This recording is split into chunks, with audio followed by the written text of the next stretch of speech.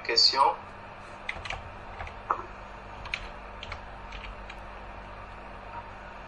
Moi, j'ai un sujet de prière.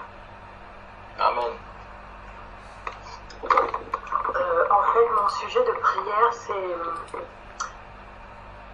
Je dois bien formuler. Qu'on puisse se souvenir tous les jours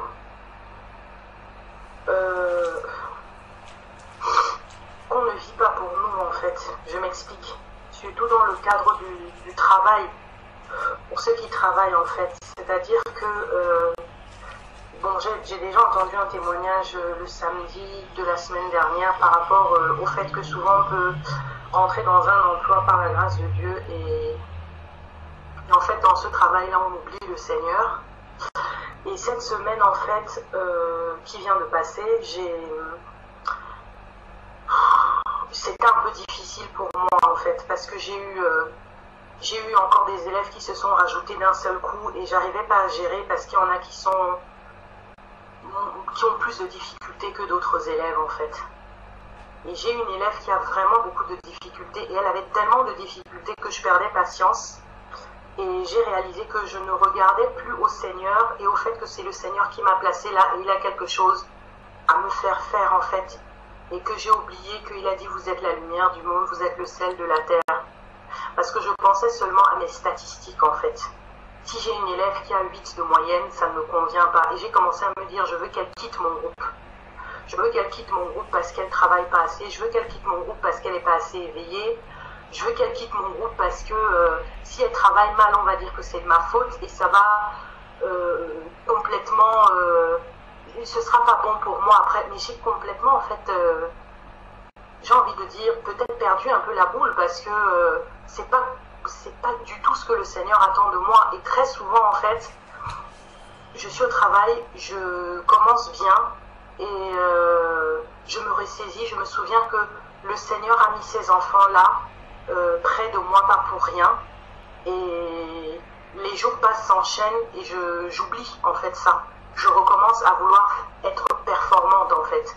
Avoir des élèves qui ont de bonnes notes, avoir des élèves qui sont très éveillés, avoir des élèves... Et ça peut même m'arriver de ne même plus me laisser conduire par le Seigneur, même pour les cours, de planifier, de programmer, de commencer à dire oui, je vais lui faire ça va marcher. Qu'est-ce qu'elle, je peux faire?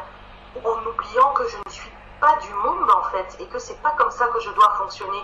C'est-à-dire que mon sujet de prière, c'est qu'on ne dévie pas et qu'on ne s'appuie pas sur nous-mêmes, mais qu'on se souvienne que si on est dans cet endroit-là, c'est qu'on a une œuvre à faire pour le Seigneur. Et ce qui m'a amené, c'est qu'il y a une sœur qui m'a appelée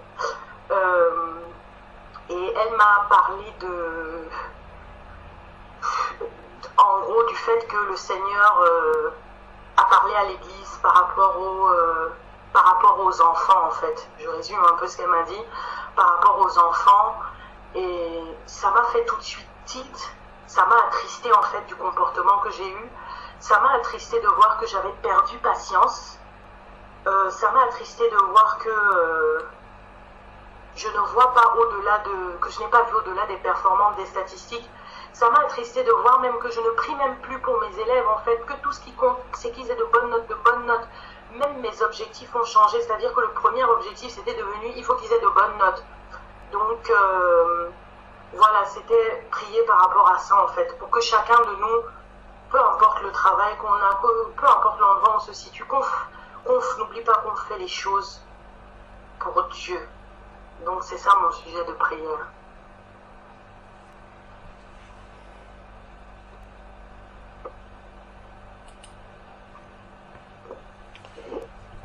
Amen. Amen. Donc avant d'entrer dans le sujet de prière, j'aimerais associer, quand ça soulève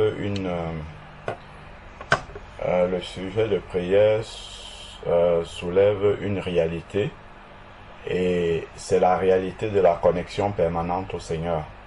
Donc ça va au-delà de l'environnement du travail, parce que ce n'est pas seulement dans l'environnement. Bon là, le sujet a été circonscrit à un endroit bien particulier parce que c'est là-bas que ça s'est révélé pour la sœur Anne Marianne. Mais en fait, ça c'est c'est beaucoup plus général que ça. C'est-à-dire que à aucun moment, on ne doit oublier que nous sommes en mission pour le Seigneur. Ce n'est pas seulement au travail. C'est partout où nous sommes. Donc, on peut lire déjà pour cela. Excuse-moi, la sœur, tu vas resituer rappeler le sujet. On va prier pour ça. Mais c'est vraiment pour qu'on puisse réaliser à quel point ce que la sœur dit est important. Si nous prenons Colossiens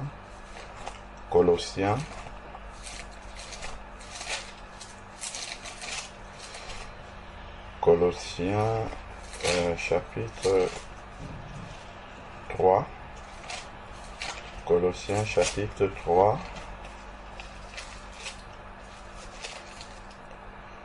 Colossiens 3, verset 17.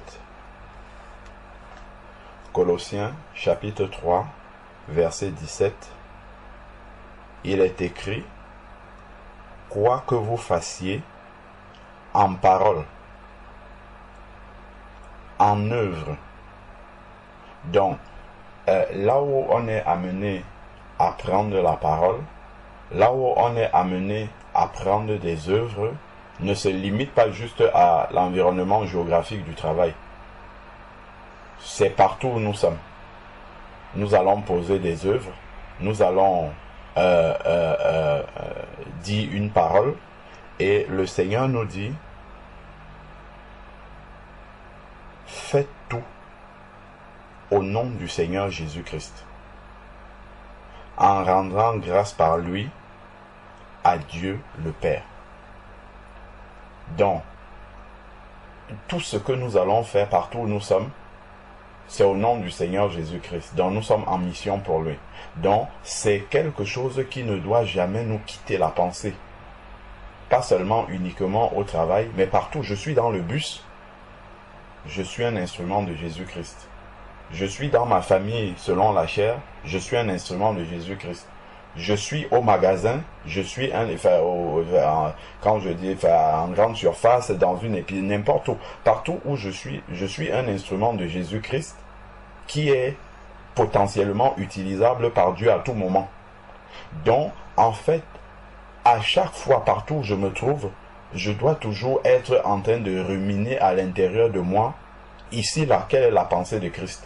Ici où je suis, quelle est la volonté du Seigneur? Ici où je suis, en quoi est-ce que je peux être utile pour le Seigneur?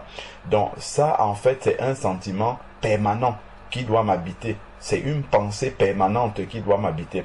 Dès que je réalise que juste cette pensée-là, c'est-à-dire qu'on n'attend même pas que la manifestation de la déconnexion puisse être visible, tel que la sœur a pu le ressentir dans son travail, mais dès que juste cette pensée-là, moi, il m'est arrivé, par exemple, d'aller au restaurant d'entreprise.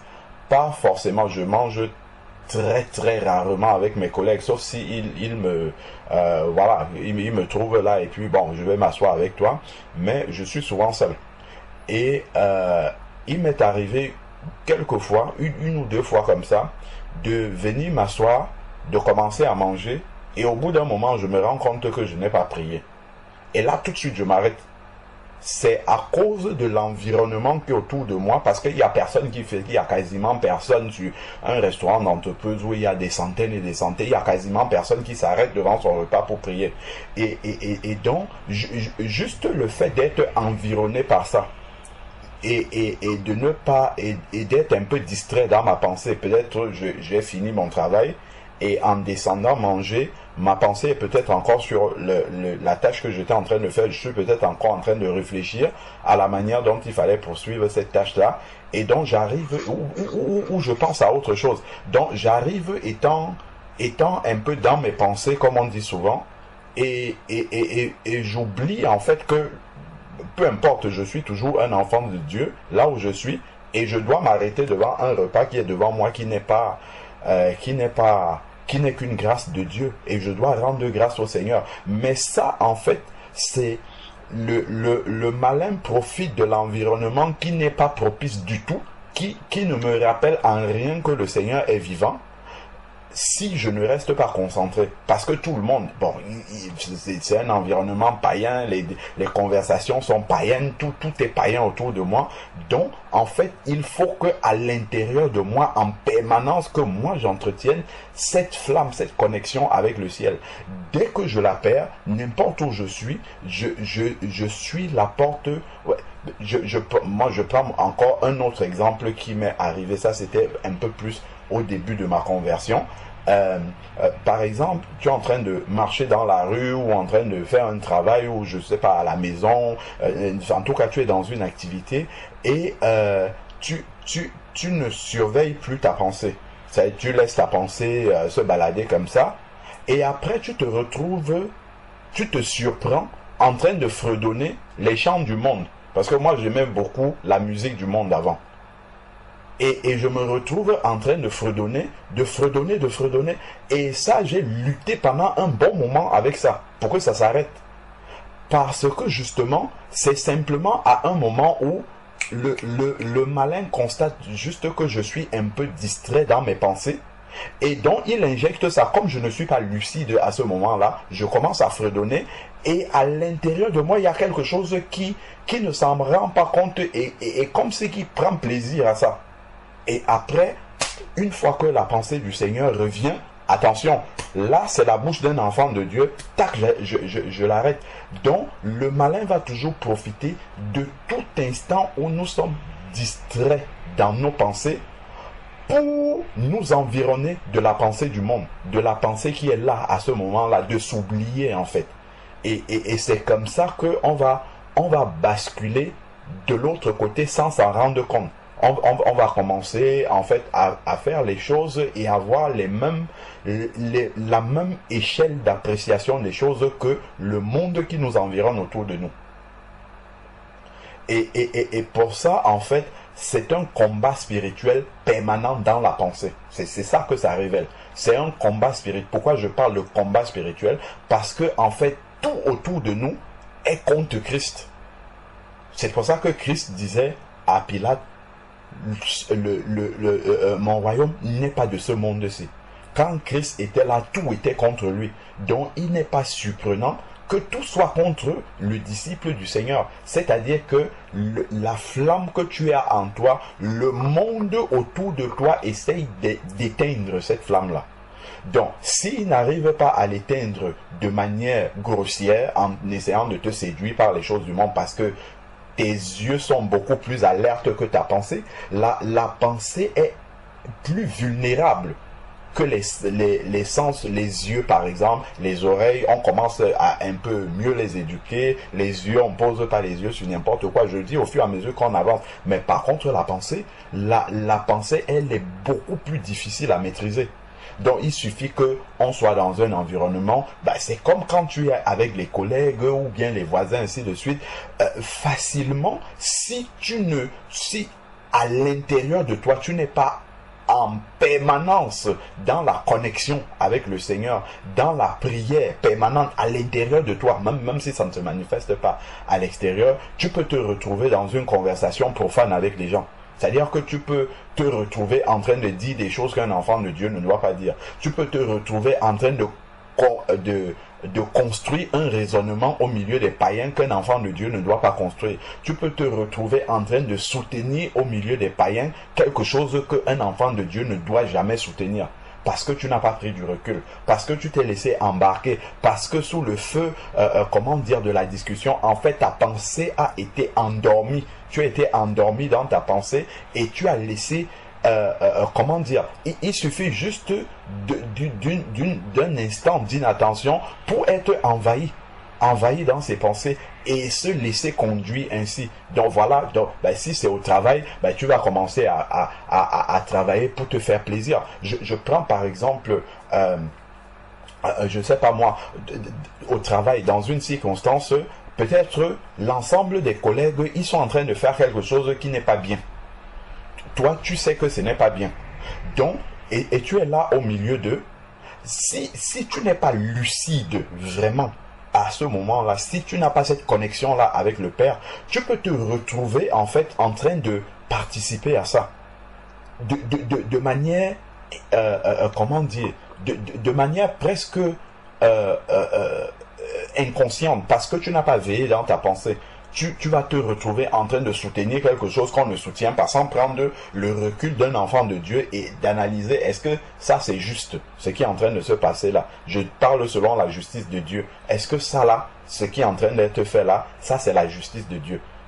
Donc ça c'est une veille permanente. Je crois qu'il y avait eu à un moment donné, à un moment que les bien-aimés avaient pris de jeûne et de prière pour les pensées. Mais ça ne se limite, je crois que ça avait été dit d'ailleurs à ce moment-là, ça ne se limite pas seulement au temps de jeûne qu'il y avait eu. C'est un combat de tous les instants, de tous les instants. Sinon, en fait, au lieu à l'intérieur de soi d'avoir des règles qui viennent du Seigneur et de chercher à obéir au Seigneur, à plaire au Seigneur, en fait, on va se retrouver être en train d'être conduit et régi par les règles de l'environnement là où nous sommes. Bien que le Seigneur nous demande de respecter notre employeur, ainsi de suite, mais la motivation intérieure, là où nous sommes, ce n'est pas de respecter l'employeur pour ce qu'il est. C'est d'obéir à l'employeur comme au Seigneur. C'est écrit dans Éphésiens. Pourquoi comme au Seigneur? Parce que au travers de notre obéissance à l'employeur, en fait, nous sommes en train d'obéir au Seigneur. Mais il ne faut pas oublier que c'est au Seigneur que nous sommes en train d'obéir.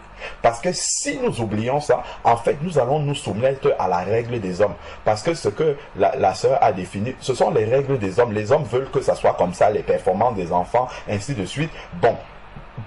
Pour l'employeur, si tu as un groupe qui est de cette façon-là, c'est très bien. Tu as toutes les performances et intérieurement, donc si tu ne veilles pas sur ta pensée de manière permanente là-bas, en fait, au final,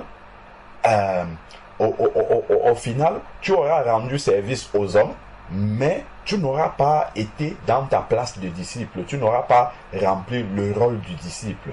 Donc, voilà en fait ce sur quoi je voulais attirer notre attention. Et Romains 12 nous le dit. Romains 12 verset 2 qu'on connaît bien. Romains chapitre 12 verset 2 que nous connaissons bien nous le dit. Et ça ça doit être permanent. Romains 12 verset 2 nous dit: ne vous conformez pas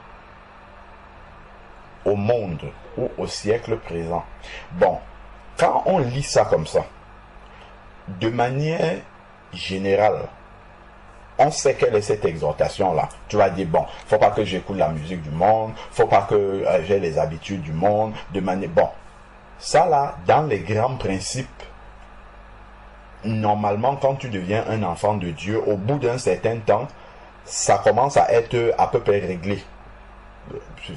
Pour peu que tu aies une bonne consécration avec le Seigneur, ça commence à être réglé. Donc, c'est-à-dire, bon, tu n'es plus beaucoup attiré, je sais pas moi, par les sorties du monde, aller au cinéma, passer du temps, gaspiller le temps comme ça. Enfin, bref, donc, tu commences à ne plus être dans cette pensée, dans ces plaisirs mondains qui réjouissent ton âme. Ça ne réjouit plus ton âme. Ton âme est maintenant réjouie par autre chose. Mais par contre, à l'intérieur de la pensée, c'est beaucoup plus compliqué que ça de se détacher du monde. C'est vraiment beaucoup plus compliqué. Pourquoi? Parce que selon l'environnement dans lequel tu es, selon les conversations qui sont en train de se dérouler autour de toi, selon la manière d'agir du plus grand nombre autour de toi, ça va t'influencer. Ça va beaucoup t'influencer. Donc, si à ce moment-là, tu n'es pas en veille intérieure dans la prière. C'est pour ça que le Seigneur dit prier sans cesse. C'est pas pour rien qu'il dit prier sans cesse. C'est-à-dire qu'il peut, le malin, pour faire tomber un enfant de Dieu, il peut avoir une foule de 1000 personnes. Le malin vient, il conduit toute cette foule de 1000 personnes juste parce qu'il sait qu'il y a un enfant de Dieu au milieu d'eux et c'est juste lui qu'il veut faire tomber. C'est tout. C'est juste toi qu'il veut faire tomber parce qu'il sait que toi, après, tu seras triste. Tu seras très triste. Pourquoi? Parce que immédiatement, quand tu seras sorti de cette mouvance-là, c'est là où maintenant tu vas entendre la voix du Saint-Esprit qui était pourtant en train de te prévenir avant. Fais attention. Fais attention dans la manière dont les choses sont en train de partir là. Tu vas voir que tu vas te retrouver en fait au milieu d'une situation où un enfant de Dieu ne doit pas être, sa place n'est pas là. Tu vas te retrouver enfermé là-dedans. Tu vas te retrouver mêlé à quelque chose qu'un enfant, un enfant de Dieu n'est pas censé faire. Je sais pas, il peut avoir quelque chose que tu juges bien de faire. Par exemple, au travail. Mais personne ne veut faire ça. Ou bien tout le monde se plaint de cette chose-là. Mais si toi, en tant qu'enfant de Dieu, tu sais que c'est ça la bonne chose à faire. Plutôt que, si tu n'es pas vigilant, tu vas te retrouver en train de te plaindre de cette chose-là, alors que toi, tu peux aller la faire, et puis c'est réglé. Je prends, je sais pas, l'exemple d'un endroit sale, par exemple. Je sais pas, par exemple, les toilettes. Moi, je vois, par exemple, au travail là-bas chez nous, c'est un peu dommage, parce que tu vois des personnes bien habillées, costard, cravate, tout ça et tout, mais quand tu vas aux toilettes, c'est pas propre du tout. Je me demande, mais comment des personnes aussi civilisés, bien éduqués, c'est pas comme ça qu'ils laissent leur toilette. Enfin, je suppose que c'est pas comme ça qu'ils laissent des toilettes sales chez eux. Mais quand toi tu vas entrer là, déjà si tu n'es pas connecté au Seigneur, quand tu vas entrer, tu vas dire c'est trop sale, je m'en vais. Parce que tout le monde entre et aimerait trouver les toilettes propres, mais personne ne veut les rendre propres. Le service d'hygiène ne passe pas à toutes les minutes. Donc toi, quand tu vas entrer en tant qu'enfant de Dieu, qu'est-ce qui est bien de faire? C'est de prendre du temps, de prendre la balayette loin du regard de tout le monde et de nettoyer ça. Et ça, c'est entre Dieu et toi, et tu sais pourquoi tu fais ça. Tu ne fais pas ça parce que tu es le moindre des enfants. Tu ne fais pas ça parce que tu es maniaque. Ce n'est pas d'être maniaque qui te conduit à faire ça. Mais c'est parce que en tant que lumière du monde, tu sais que c'est la chose qui est bien de faire. Donc tu vas nettoyer les toilettes dans le secret entre le Père et toi. Pourquoi? Première chose, voici une des motivations. C'est que si tu sors des toilettes et qu'un collègue entre derrière toi, s'il trouve ça sale, il peut croire que c'est toi. Mais ce qui te motive à ce moment-là, ce n'est pas qu'il ait une pensée que toi, la personne de Ange Marianne, toi, la personne d'Alain Patrick, a laissé les toilettes propres. Ce n'est pas ça. C'est que dans ta pensée, tu vas te dire que il va se dire qu'un disciple de Jésus-Christ a laissé les toilettes propres. A laissé les toilettes sales, autant pour moi. Un disciple de Jésus-Christ. Ça, c'est la pensée qui doit être... comment un disciple de Jésus-Christ peut sortir et laisser un endroit comme ça. Juste ça va t'arrêter. Juste ça peut te faire prendre du temps à faire quelque chose que personne ne peut jamais penser faire. Et ça, c'est important. Ce sont des choses qui sont très subtiles. Tu peux arriver, tu dis, c'est comme ça, tout le monde laisse sale, ça va rester comme ça. Ok, d'ailleurs, personne ne veut prendre en charge. Voilà, personne ne veut le prendre en charge. Donc, voilà, il faut que les gens commencent à crier, la direction doit faire ceci, on doit envoyer les gens, ceux qui font le nettoyage un peu plus souvent, ainsi de suite. Ils sont en train de se plaindre, alors que des personnes qui sont là peuvent être juste plus responsables et faire la propreté devant eux. On n'a pas besoin d'appeler les services d'hygiène à toutes les secondes.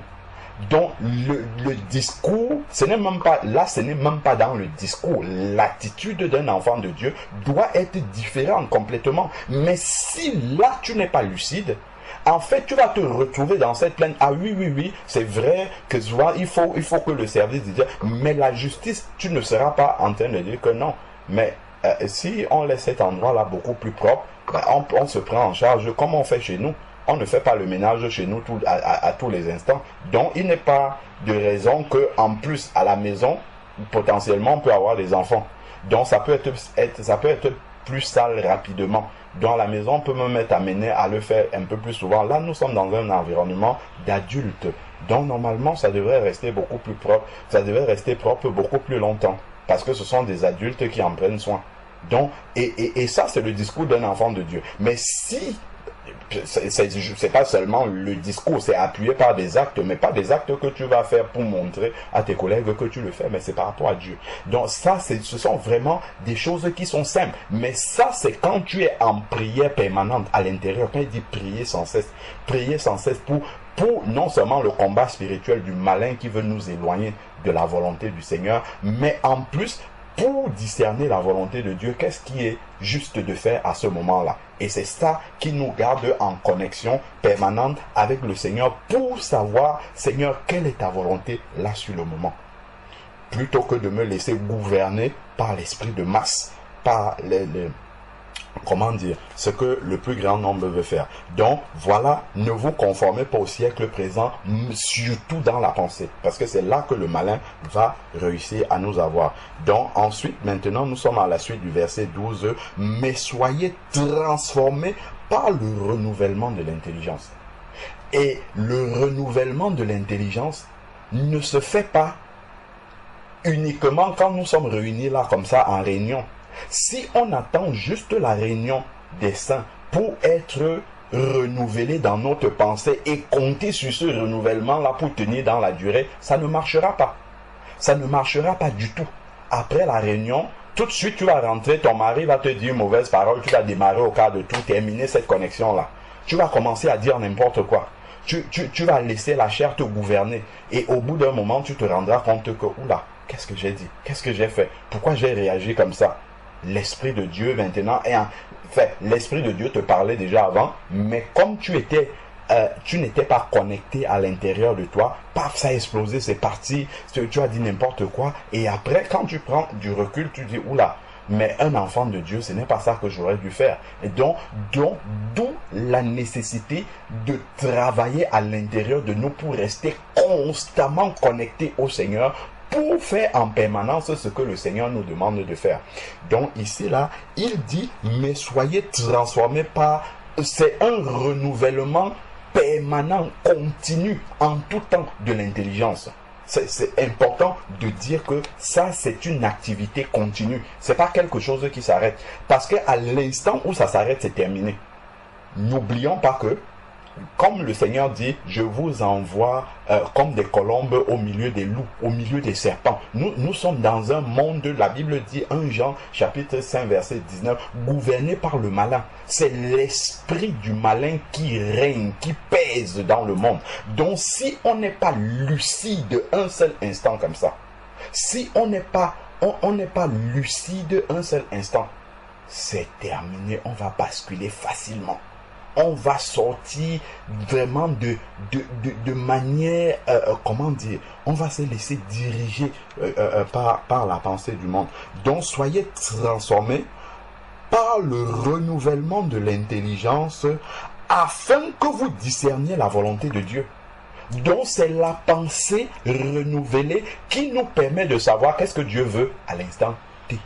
Nous avons... Quand nous méditons, nous connaissons la pensée générale de Dieu. De manière générale, Dieu aime ça, Dieu n'aime pas ça, ainsi de suite. Mais quand nous sommes dans le fait de manière précise, nous sommes dans une situation bien précise, nous sommes au contact d'un événement qui est là devant nous, d'une conversation qui est en train de se passer.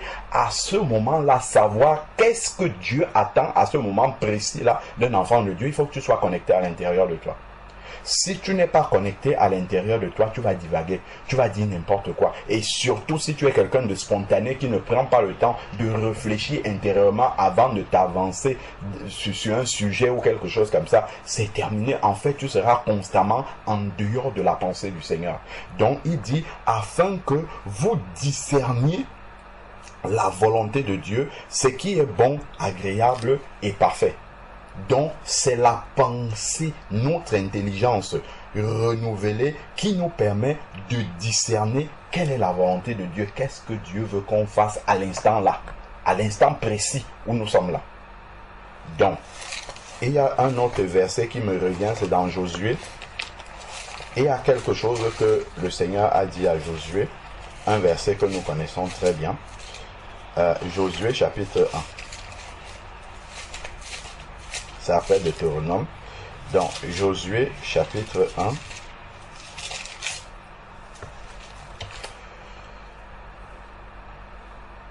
1. Josué, chapitre 1, à partir du verset 6.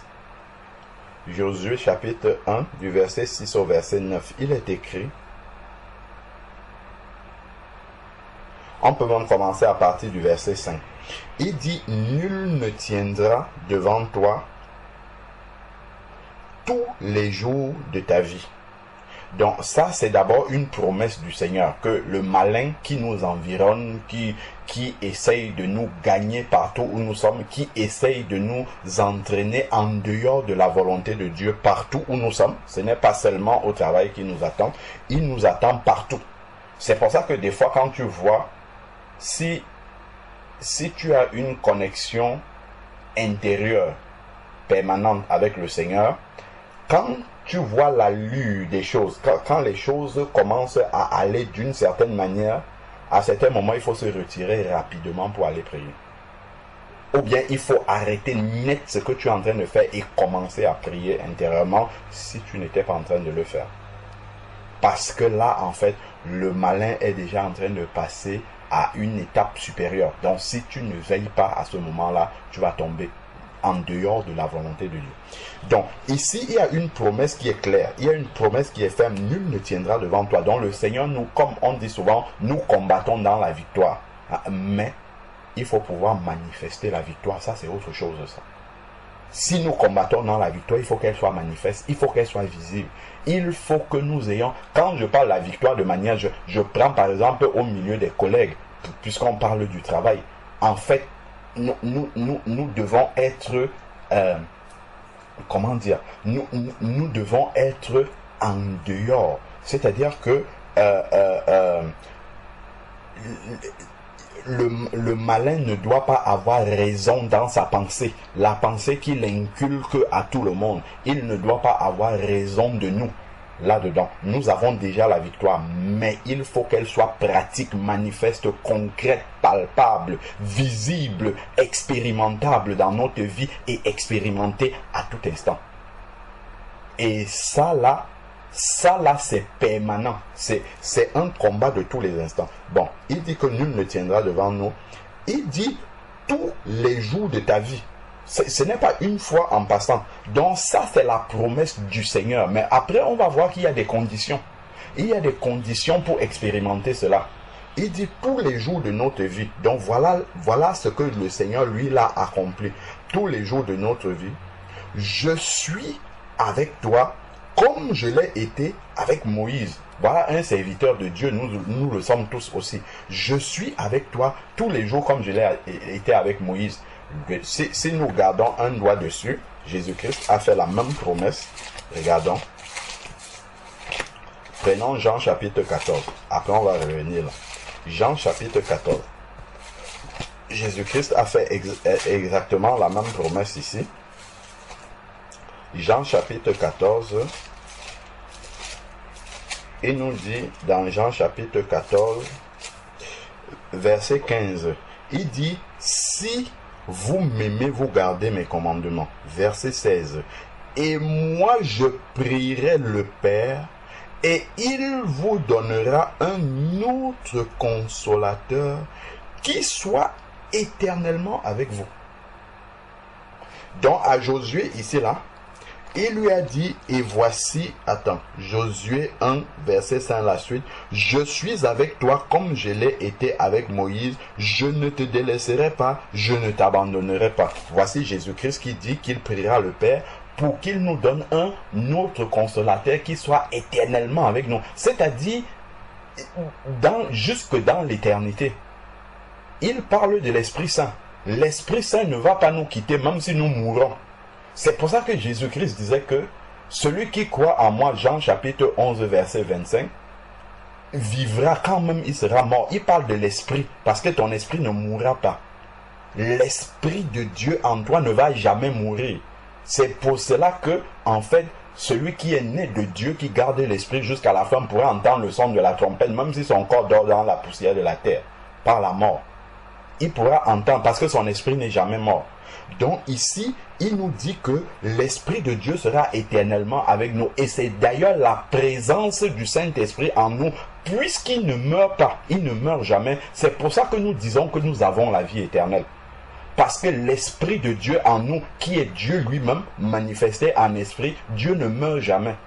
C'est pour cette raison-là, en fait, que nous disons que nous avons la vie éternelle. Parce que l'Esprit éternel de Dieu habite en nous. 1 Jean chapitre 5, verset 13. Sachez petits enfants, sachiez que vous avez la vie éternelle. Ce n'est pas vous allez avoir. Vous avez la vie éternelle. Vous qui croyez au nom du Fils de Dieu. Pourquoi? Parce que lorsque tu crois au nom du Fils de Dieu, tu reçois son esprit en toi. Et son esprit, c'est l'esprit éternel. C'est la vie éternelle, en fait, qui est en toi par la présence du Saint-Esprit. Tant que tu as l'Esprit de Dieu en toi, tu as la vie éternelle et donc tu as la présence de Dieu de manière permanente.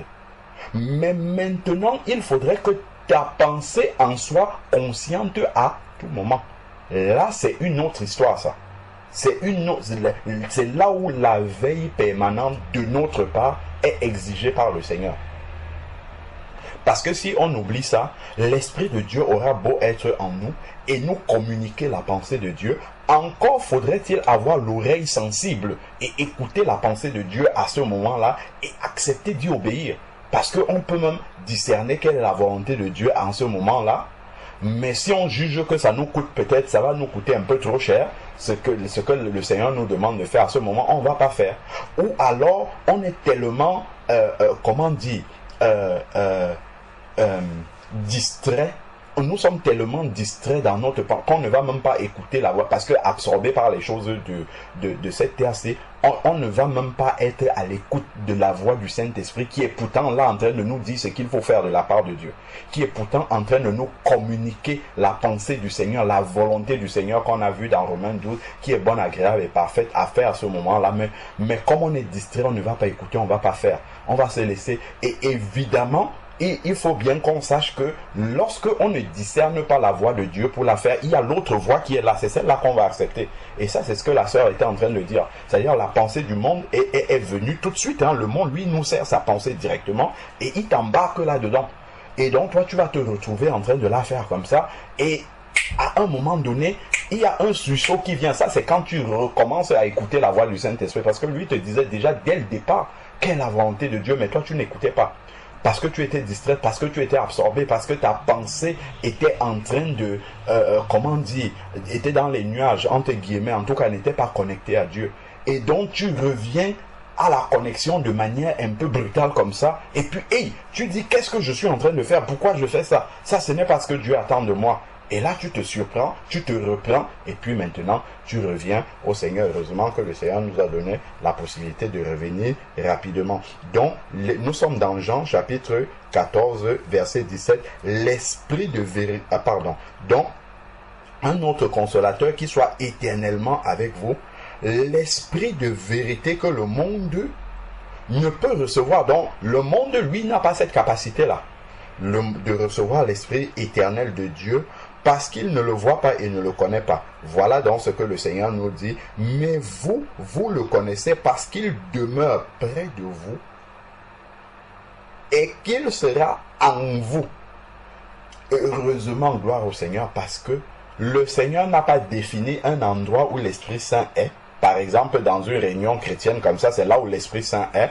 Et une fois qu'on va fermer la connexion, là, chacun part, l'Esprit Saint s'arrête aussi. C'est qu'à ce moment-là, ça serait très difficile d'obéir à Dieu. Mais l'Esprit Saint habite en chacun de nous et va continuer à rester avec nous là où nous sommes. Pour que la pensée de Dieu ne nous quitte jamais, qu'elle soit constamment avec nous. Pour que notre pensée soit constamment renouvelée, si nous laissons l'Esprit de Dieu, notre pensée être habité par l'Esprit de Dieu. Donc ensuite, recevoir la pensée que l'Esprit de Dieu est en train de communiquer. Donc ensuite, maintenant, ici, là, il complète au verset 18 en disant, je ne vous laisserai pas orphelins, je viens vers vous. Le Seigneur Jésus-Christ vient vers nous en esprit. Et ça rejoint ce que le Seigneur a dit ici là à Josué, je ne te délaisserai pas, je suis avec toi comme je serai avec Moïse. Ça, le je suis avec toi, c'est le présent continu. Je suis avec toi en fait de manière permanente comme je l'étais avec Moïse. Donc ça c'est la promesse que le Seigneur, nous sommes dans Josué chapitre 1 verset 5. Donc le Seigneur dit je ne te délaisserai pas, je ne t'abandonnerai pas. Ça aussi là, c'est ce que nous devons comprendre, que l'Esprit de Dieu joue de manière permanente en nous, c'est son rôle. Donc ensuite maintenant au verset 6, il dit, fortifie-toi et prends courage. Qu'est-ce qui va te permettre de te fortifier et de prendre courage, quelle que soit l'épreuve qui est devant toi? C'est parce que tu sais que le Seigneur t'a dit qu'il ne te délaissera pas et qu'il ne t'abandonnera pas. C'est une promesse ferme du Seigneur. Nombre chapitre 23, verset 19. Le Seigneur n'est point un homme pour mentir, ni le Fils de l'homme pour se repentir. Ce qu'il a dit, il accomplit. Si maintenant j'oublie cette pensée, cette promesse, si je l'oublie, qu'est-ce que ma pensée va recevoir à ce moment-là? Parce que l'Esprit de Dieu, lui, va me rappeler cette parole-là. Que le Seigneur a dit qu'il ne m'abandonnera jamais, qu'il est avec moi, qu'il ne nous laissera pas orphelins. Si j'oublie ça, à l'instant où j'oublie ça, qu'est-ce que ma pensée va considérer? Les circonstances qui sont là autour de moi. Les circonstances, si je suis dans une épreuve, je serai abattu terriblement. Je serai anéanti dans ma pensée. Voilà comment un enfant de Dieu devient triste et il garde cette tristesse. Voilà comment un enfant de Dieu entre dans l'amertume, entre dans le découragement, entre dans l'abattement permanent parce que sa pensée n'est pas renouvelée, parce qu'il a oublié les promesses de Dieu. Donc évidemment, il va prendre, là on parlait du travail, mais on voit comment en fait ça dépasse le cadre du travail. C'est vraiment un problème dans la pensée. Comment est-ce que la pensée de tout le monde, le diable veut gouverner la pensée de tout le monde. Et si un enfant de Dieu n'est pas vigilant, parce que Dieu lui a donné, on va voir là, Dieu lui a donné les armes pour garder sa pensée saine, sa pensée toujours connectée au Seigneur. Mais c'est un combat de tous les instants. Parce que le malin, c'est que s'il nous gagne dans le combat spirituel, dans la pensée, c'est fini.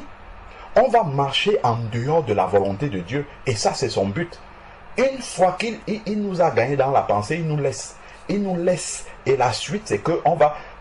Si tu es dans l'épreuve, tu vas regarder aux circonstances. Tu vas regarder la montagne qui est autour de toi. Tu vas regarder, tu ne vois pas des issues. Tu ne vois pas par où est-ce que tu vas t'échapper. Ah, les médecins sont inquiets par rapport à ton état de santé. Ah, les médecins ont dit ça. Oui, les médecins ont dit, mais est-ce que c'est eux? La Bible dit dans Job chapitre 12 verset 10 que le souffle de toute chair est entre les mains du Seigneur. Si un médecin me dit tu vas mourir dans 2 jours, ce n'est pas Dieu qui a dit, par exemple.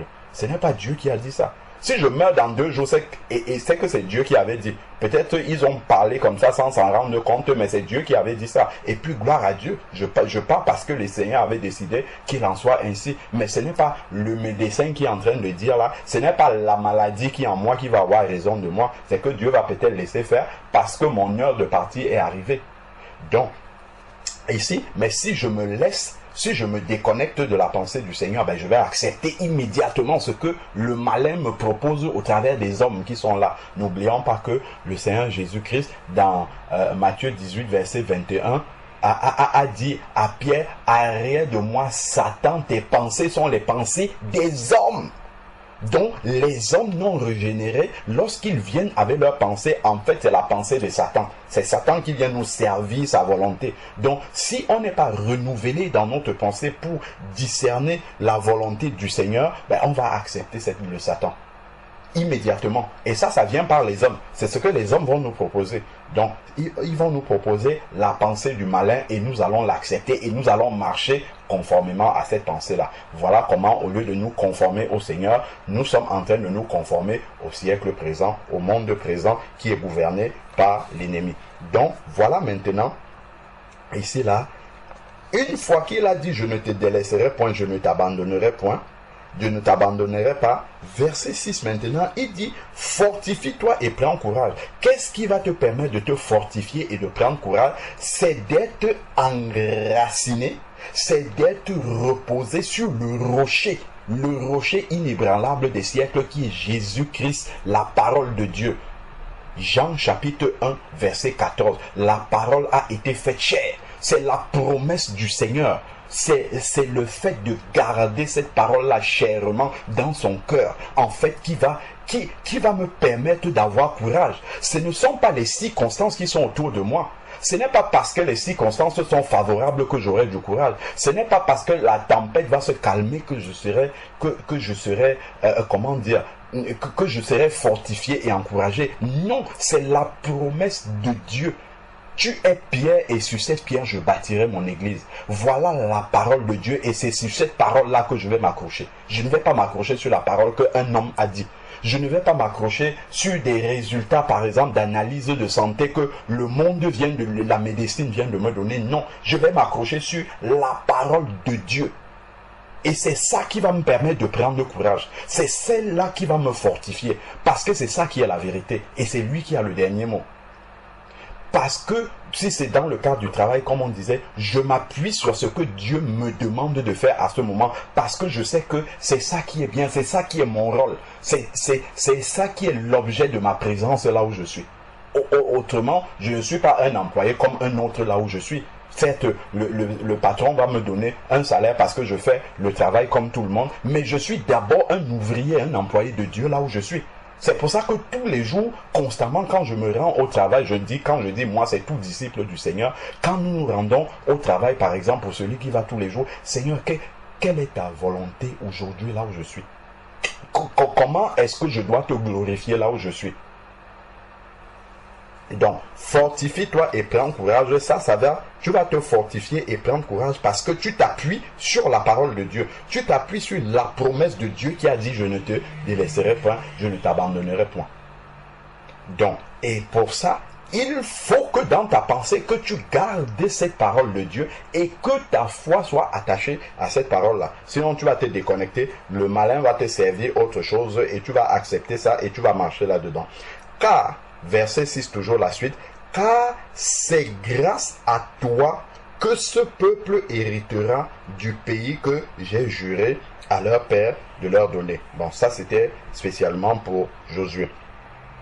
Et d'ailleurs, ça peut s'appliquer également à nous, partout où nous sommes en mission. Si nous agissons bien de la part du Seigneur, si nous faisons la volonté du Seigneur, ben les gens là où nous sommes peuvent hériter du royaume de Dieu.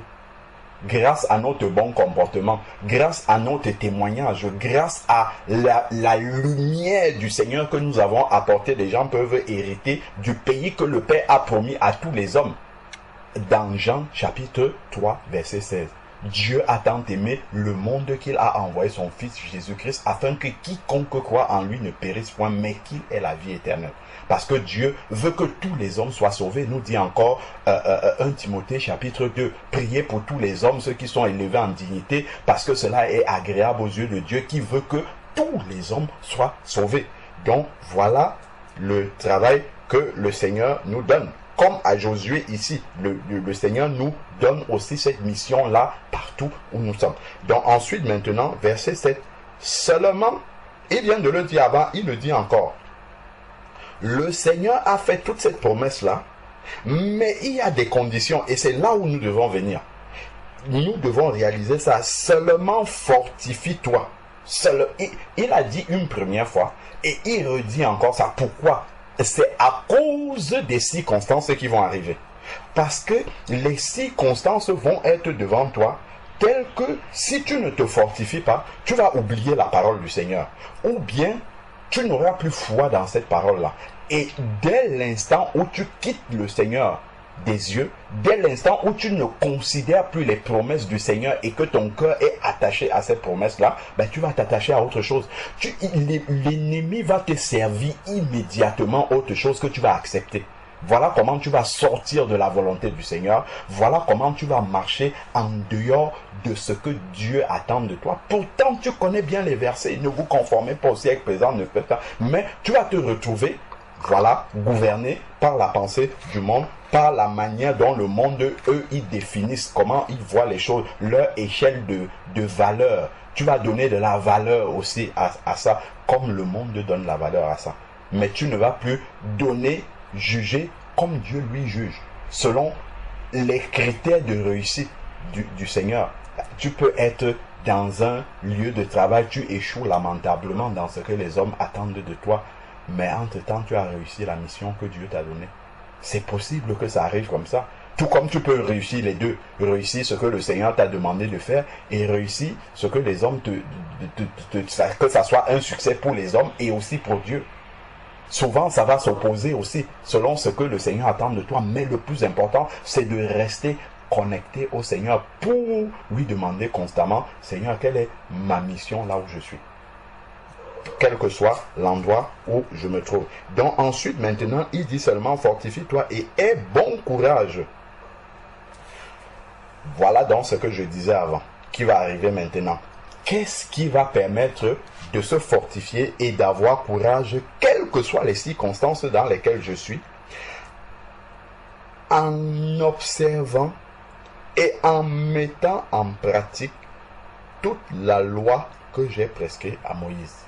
Donc en recherchant toujours à être dans la volonté du Seigneur, en recherchant à marcher selon la volonté de Dieu, en recherchant à mettre en pratique la volonté du Seigneur. Et pour mettre en pratique la volonté du Seigneur, il faudra la connaître en permanence. Il faudra être permanemment à l'écoute du Saint-Esprit. Donc, ensuite, il dit, ne te détourne ni à gauche ni à droite, afin de réussir partout où tu iras. Donc, il a dit avant, il a dit que nul, verset 5, nul ne tiendra devant toi tous les jours de ta vie, je serai avec toi. Ça, c'est une chose, mais il y a une condition, c'est la condition de pratiquer la loi de Moïse, c'est-à-dire de garder la parole de Dieu et de la mettre en pratique. Ça, c'est la condition, de constamment être connecté au Seigneur pour agir comme il nous attend d'agir à l'instant où nous sommes. Là, à ce moment-là, nous allons réussir à tout. Nous allons réussir partout, réussir selon le Seigneur, c'est-à-dire nous allons atteindre les objectifs de Dieu là où nous sommes. C'est important de comprendre qu'il y a cette condition. Ensuite, il dit, ce livre de la loi ne s'éloignera pas de ta bouche. Tu y méditeras jour et nuit, constamment connecté, même dans la nuit. Pourquoi? Parce que à l'instant où tu oublies la parole de Dieu, à l'instant où tu n'attaches plus la foi dans la parole de Dieu, à l'instant où ta pensée n'est plus gouvernée par la parole de Dieu, c'est terminé. Tu es à la merci de l'ennemi. L'ennemi vient avec sa proposition et toi tu vas l'accepter. L'ennemi vient avec son découragement et toi tu vas le prendre. L'ennemi vient, il te sert les objectifs du monde, tu vas accepter ça et tu vas chercher à atteindre ces objectifs-là. Parfois même, tu peux même être séduit en toi-même en pensant que c'est la volonté, que ce sont les objectifs de Dieu que tu es en train de chercher à atteindre alors que ce sont les objectifs du monde. Que tu as la pensée de l'ennemi que tu essayes de remplir comme ça. Et donc, il dit ici au verset 8, ce livre de la loi ne s'éloignera pas de ta bouche, tu y méditeras jour et nuit pour observer. Donc, on ne médite pas la parole de Dieu juste pour meubler notre pensée à un instant donné. C'est pour la mettre en pratique. Et plus tu mets en pratique la parole de Dieu, plus elle s'imprègne en toi de manière permanente, de manière continuelle, en sorte que tu n'as plus besoin de réciter les versets pour les mettre en pratique. Ça coule de source parce que tu as pris l'habitude d'obéir au Seigneur. C'est comme la connexion à Dieu. Tu ne vas même plus à un moment donné, il faut que je surveille ma pensée, il faut que je sois connecté à Dieu. Ça deviendra permanent. Ça deviendra une manière d'être, une manière de vivre. Ça ne te quittera plus parce que tu as pris cette habitude-là d'avoir cette connexion intérieure permanente avec le Seigneur. De te poser les questions à tout instant. Qu'est-ce que Dieu attend ici? Qu'est-ce que Dieu attend de moi là, dans cette circonstance-là? Qu'est-ce que je dois faire? Et pour mettre en pratique tout ce qui y est écrit. Donc voilà la condition. Car c'est alors que tu mèneras à bien tes entreprises. Pourtant, le Seigneur lui a bien dit avant que nul ne va résister devant toi. Donc, on voit qu'il y a des conditions. Donc, pour que je ne bascule pas, comme la sœur a dit là, on va prier pour ce sujet de prière là, pour que je ne bascule pas, commencer à rechercher les objectifs du monde, ainsi de suite, il faut que je sois constamment connecté au Seigneur. Dans sa parole. Il faut que sa parole habite constamment ma pensée, permanemment, pour que je puisse réussir selon la volonté de Dieu, réussir dans les objectifs que le Seigneur, lui, il m'a fixé là où je suis. Je dois être permanemment connecté au Seigneur. ensuite, il dit, c'est alors que tu réussiras. C'est alors que tu... On peut prier là à l'instant-ci, mais si on loupe ce point-là, de dire que c'est pas une prière comme ça qui fait un miracle pour la suite de notre vie spirituelle. On va prier maintenant, mais il faut comprendre que, le Seigneur a dit prier sans cesse. Le combat spirituel sera là en permanence partout où nous sommes. Et il y aura des attaques partout. C'est pas toujours des attaques frontales comme ça où on voit l'ennemi agir. C'est très subtil. L'ennemi, dans une petite conversation, est en train de t'éloigner de l'objectif de Dieu, est en train d'endormir ta pensée sur ce qui est ton rôle là où tu es là, est en train de t'amener en dehors de la volonté du Seigneur. Tu commences à regarder les performances, ce qu'on te demande de faire là, ainsi de suite, et à l'intérieur de ton cœur, tu es séduit parce que tu peux commencer à travailler comme ça, on t'apprécie même. On commence à te donner des compliments, des choses. Et là, maintenant, tu vas travailler pour ces compliments-là. C'est terminé. Là, tu n'as plus la vision du Seigneur. Tu ne recherches plus la volonté de Dieu. Prier constamment. Prier sans cesse, comme dit Thessaloniciens 5, 1 Thessaloniciens 5. Et ensuite, constamment garder la parole. C'est pour ça qu'il nous a donné l'Esprit de Dieu. Garder la parole de Dieu présente dans notre esprit et la mettre en pratique constamment. C'est pour ça la louange, par exemple, et l'adoration est un bon moyen pour garder notre pensée constamment connectée au Seigneur et réaliser les paroles qui sont en train d'être dites et avoir la foi là-dessus. Verset 9, je termine par là. Ne t'ai-je pas donné cet ordre-là? Regardons, il y a les promesses du Seigneur, il y a la condition, et après, il ne fait que dire, ne t'ai-je pas dit, donner cet ordre-là, fortifie-toi et prends courage, ne t'effraie pas. Pourquoi il parle de ne pas effrayer et tout ça? Parce qu'il y aura des circonstances qui vont t'effrayer. Il y aura des tempêtes dans ta vie qui vont te faire douter, qui vont te faire peur, parce que le diable agit de manière à impressionner. De manière à faire perdre pied. Mais le but, c'est d'être enraciné. C'est pour ça qu'on parle de rocher inébranlable. Pourquoi? Parce qu'il y a des forces extérieures qui sont conduites par le diable qui vont essayer de t'ébranler, qui vont essayer de faire tomber la maison que tu as bâtie. Mais si elle est bâtie sur le roc, elle ne tombera pas. Quelle que soit la hauteur des montagnes, des vagues qui viennent s'abattre dessus, elle ne tombera pas. Pourquoi? Parce qu'elle est bâtie sur le roc, le rocher, la parole de Dieu, la foi dans cette parole-là, qui reste en permanence en nous. Parce qu'à l'instant où on va quitter ça, c'est terminé. Là maintenant, la maison va commencer à être ébranlée, emportée à tout vent, ainsi de suite. Ne t'effraie pas. Et ne t'épouvante pas, parce qu'il y aura la possibilité de t'effrayer et de t'épouvanter parce que tes yeux vont voir, par les circonstances qui vont arriver, par les montagnes qui vont s'ériger devant toi. Là, tu vas commencer à avoir peur, tu vas commencer à t'effrayer, tu vas commencer à trembler, mais fortifie-toi et prends courage. Ça, c'est lorsque tu vas penser à la promesse de Dieu, je serai avec toi comme j'ai été avec Moïse, je ne te délaisserai pas, ainsi de suite. C'est ça qui va te fortifier, c'est ça qui va te donner du courage, pas les circonstances que tu vas voir qui vont plutôt t'effrayer. Donc, voilà un peu comment dire, le combat spirituel dans lequel on est plongé jusqu'à ce qu'on parte de ce monde-ci. Car l'Éternel, ton Dieu, est avec toi partout où tu iras, comme le Saint-Esprit. Partout où tu iras, comme le Saint-Esprit. C'est exactement ça, le ministère du Saint-Esprit. Mais alors, il faudrait que notre pensée soit constamment connectée au Seigneur pour discerner ce qu'il nous demande de faire à l'instant T, à l'instant précis. Sinon, on sera en dehors de sa volonté.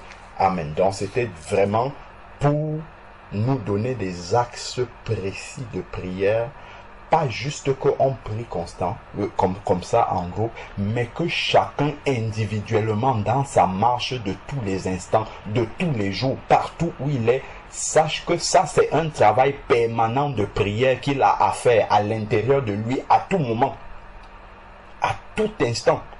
Il doit être constamment en prière comme ça, pour garder la pensée de Dieu et la mettre en pratique. Amen. Amen. Amen. Amen. Amen. Amen.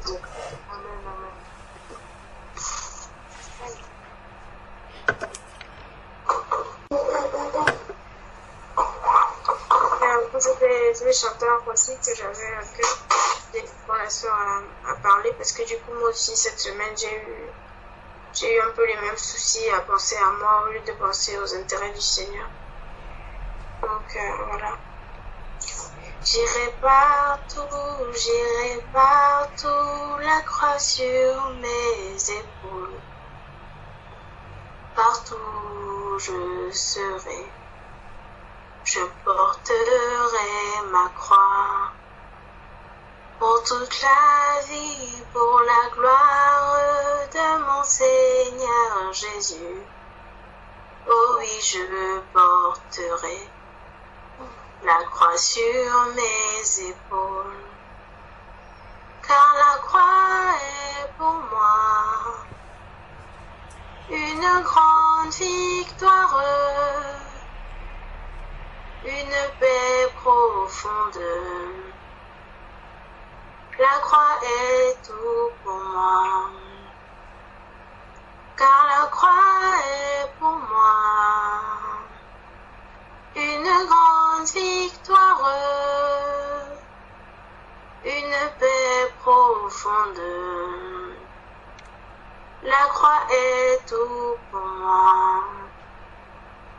J'irai partout, la croix sur mes épaules. Ah oui, je porterai la croix sur mes épaules. Seigneur Jésus, nous te bénissons, nous te rendons grâce.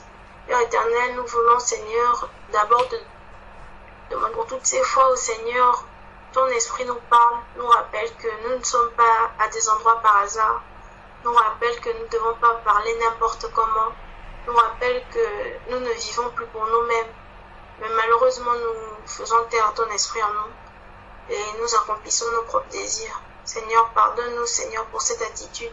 Ce n'est pas tout le monde qui a la grâce d'avoir ton esprit en lui. Et tu nous as fait cette grâce, Seigneur, d'avoir ton esprit qui nous conduit, qui nous dirige. Et malheureusement, des fois, nous sommes désobéissants. Et nous faisons ce que nous voulons. Seigneur, pardonne-nous, Éternel. Nous te supplions de nous pardonner. Père éternel, à tous les endroits où tu nous mets, Seigneur, tu veux que ta gloire resplendisse. Amen. Ta parole dit que nous faisons tous fonction d'ambassadeurs pour Christ. Amen. Seigneur Jésus, ta parole nous dit que nous sommes morts. Nous sommes morts. Nous n'avons plus de motivation. Un mort n'a plus de motivation. Un mort n'a plus de désir. Un mort n'a plus de pensée. Amen. Seigneur, nos vies sont cachées en toi, Seigneur. Aide-nous à maintenant manifester, Seigneur, tes désirs. Seigneur, lorsque tu étais sur terre, tu pouvais dire, Seigneur, que ta nourriture, c'est de faire la volonté de celui qui t'a envoyé. C'était ça ta nourriture éternelle. Que ce soit également notre nourriture.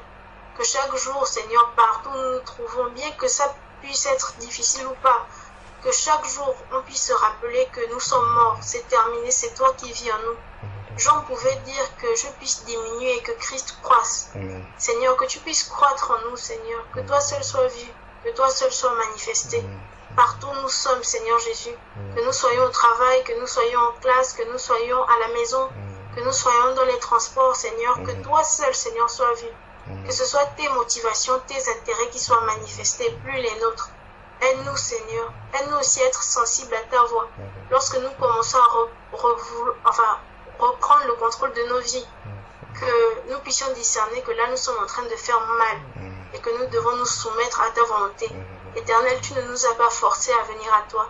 Tu nous as aimés le premier et en retour, nous t'avons donné nos vies, Seigneur. Aide-nous maintenant à respecter, Seigneur, cet engagement que nous avons pris devant toi de te suivre, de te servir jusqu'à la fin de nos jours. Que nous ne puissions plus être ceux-là qui veulent vivre pour eux-mêmes, vivre pour leurs pensées, vivre pour leur motivation. Mais que chaque jour, nous puissions chercher ton intérêt en tout et pour tout. Ta parole dit de faire tout pour la gloire de Dieu, même manger, même tout, Seigneur, tout ce que nous faisons, que nous puissions avoir la pensée dirigée vers toi. Aide-nous, Seigneur, tu nous as donné toutes les armes spirituelles qu'il faut pour combattre, Seigneur Jésus-Christ. mais nous distrait, Seigneur. Aide-nous chaque jour, Seigneur, à combattre contre cette pensée-là du monde qui veut nous faire croire que non, nous avons nos propres vies, que nous pouvons nous-mêmes être des modèles ou autres. Non, Seigneur, c'est toi le modèle, c'est toi qui dois paraître, Seigneur, et nous devons disparaître. Aide-nous, Éternel, vraiment à nous taire, à diminuer, à disparaître, Seigneur, et que toi seul tu sois vu dans nos emplois, dans nos écoles, dans nos universités, partout où nous nous trouvons, que toi seul tu sois vu. Que tes motivations soient manifestées, Seigneur, et plus les nôtres, Seigneur Jésus. Aide-nous à abandonner la pensée de ce monde qui nous pousse toujours à vouloir montrer nos performances. Non, nous n'avons plus de performances. Si nous étions si performants, nous aurions vaincu le péché. Mais nous n'avons pas pu. Seigneur Jésus, toi seul tu as pu vaincre le péché. Toi seul tu as pu, Seigneur, nous délivrer, Seigneur, de la loi de la mort. Seigneur, alors que toi seul tu puisses être glorifié en nous, Seigneur Jésus-Christ. Aide-nous réellement, véritablement à mourir à nous-mêmes chaque jour, à chaque instant, Seigneur. Et que toi seul tu sois vu. Et que toi seul tu vives en nous, Seigneur. Dans nos pensées, dans nos actes et dans nos paroles. Et à tout moment. L'Éternel, toi quand tu étais sur terre, Seigneur Jésus-Christ, dans la même chair que nous, Seigneur, tu étais en connexion parfaite avec le Père. Seigneur, enseigne-nous comment tu l'as fait, Seigneur Jésus. Et aide-nous à le faire également. Parce que notre désir au final, c'est de te ressembler. Seigneur, nous ne voulons pas avoir des modèles terrestres, Seigneur. Nous voulons te ressembler, toi, Jésus. Notre but, en fait, c'est de te ressembler. Notre but, c'est d'être comme toi, Seigneur. Aide-nous, Seigneur Jésus-Christ, à te ressembler en tout point. De la même façon que tu étais connecté au Père, Seigneur, à chaque instant, lorsque tu étais sur terre, à tel point que les pharisiens n'arrêtaient pas de te piéger, mais jamais ils ne réussissaient à te piéger parce que tu étais toujours en connexion avec le Père. Tu savais toujours faire. Tu savais toujours quoi dire, Seigneur Jésus-Christ. À tout moment, Seigneur Jésus. Même lorsque tu allais sur la croix, c'était angoissant, Seigneur, mais tu as toujours su ce qu'il fallait faire. Tu as prié, Seigneur Jésus. Tu as jeûné. Seigneur, tu as toujours été en connexion avec le Père. Nous, malheureusement, nous sommes souvent déconnectés. Pardonne-nous, Seigneur, et aide-nous vraiment à demeurer connectés, Seigneur, à tout moment, à tout instant. Ce n'est pas impossible. Ta parole dit que tes commandements ne sont pas pénibles, Seigneur Jésus-Christ. Et toi, tu as pu le faire dans cette même chair que nous avons. Alors, ce n'est pas impossible pour nous.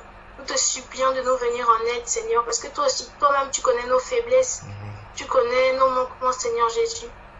Aide-nous, Seigneur Jésus-Christ. Viens-nous en aide, Seigneur, afin que toi seul, Seigneur, puisse être vu et que nous puissions disparaître, Seigneur, en tout et pour tout et à tout moment.